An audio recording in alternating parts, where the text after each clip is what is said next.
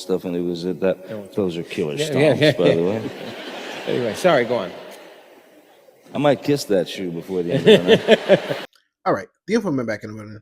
So, as y'all can see, the red shoes is very important. We don't know why they're important, but Johnny Depp just said he wanted to kiss those shoes by the end of the night for whatever reason, right? No judgment here. But I did a video about the same topic a while ago, and I got some mixed reactions, right? Some people had their own takes, some people disagreed, some people say, yo, this is completely fake, all that, right? And we support everyone's opinion. This is what it's about. We love when the comments come in. But when I saw that commercial from the 1990s with Ronald McDonald with those kids with the same red shoes running through the store, whatever, it was cool until I started digging deeper into this topic, right? And the same shoes started to come up around certain situations, different organizations having a pattern of these same type of shoes. And even into today's society, popular artists, rappers, I saw with the same tone of red shoes. For example, like ASAP Rocky. And the shoes he was wearing, it made no sense at all. It was like some ballerina shoes. It was weird, right? So a lot of people were saying I was reaching and how the video was AI generated and all that, but that video was very direct. I pulled from sources that was stating things that I felt like was very interesting. I'm not saying they were true, and I wasn't saying it was false. I was just looking into it. Just like when I'm talking about these topics, I want people to look these things up for themselves. I don't want no one to believe exactly what I'm saying. Just go look it up, type it in, use the keywords that you hear me saying, and go look these topics up yourself, so you can find out exactly what's going on, and then you can have your own conclusion. That's it, right? And these shoes aren't just red shoes, right? That we're seeing these people wear. We've seen some of the most powerful people in Hollywood and the entertainment industry, even in the religion, wearing these same shaded red shoes, whether it was Diddy or the Pope wearing these shoes. Well, let's jump back to the Ronald McDonald commercial. You see the shoes walking themselves into the restaurant, right? And controlling themselves, which is supposed to be impossible, right?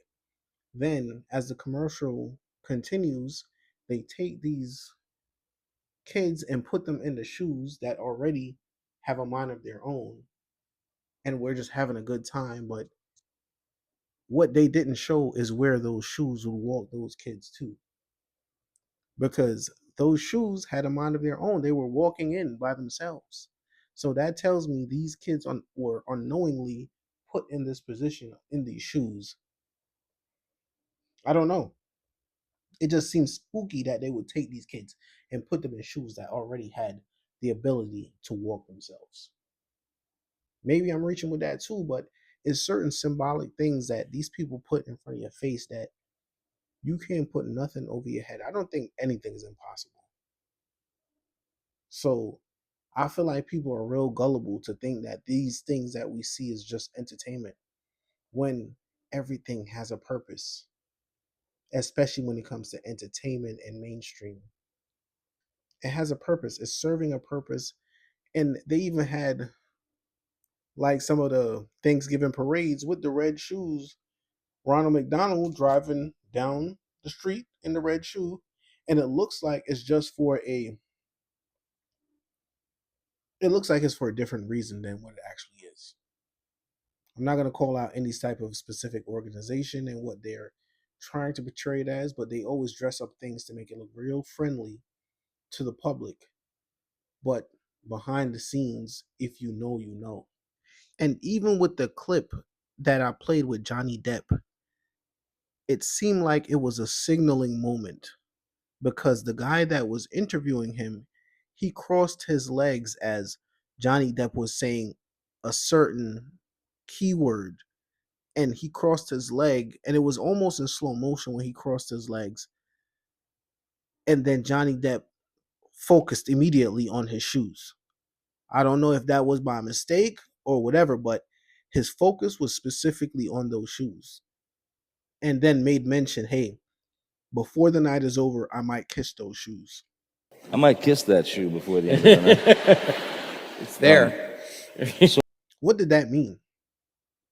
I think that goes over a lot of people's heads. Like, you think these people are just celebrities and you're shocked with who they are, whatever the case may be, but you just have to pay attention because they do these things. And even the interview guy, he kind of responded in a way that was like, he said, after Johnny Depp said, I'll kiss those shoes by the end of the night, the dude responded and said, well, hey, they're there if you want to. Like, what we talking about right here? And people in the audience is laughing because they're idolizing these people on stage so much that they don't even understand what's really going on.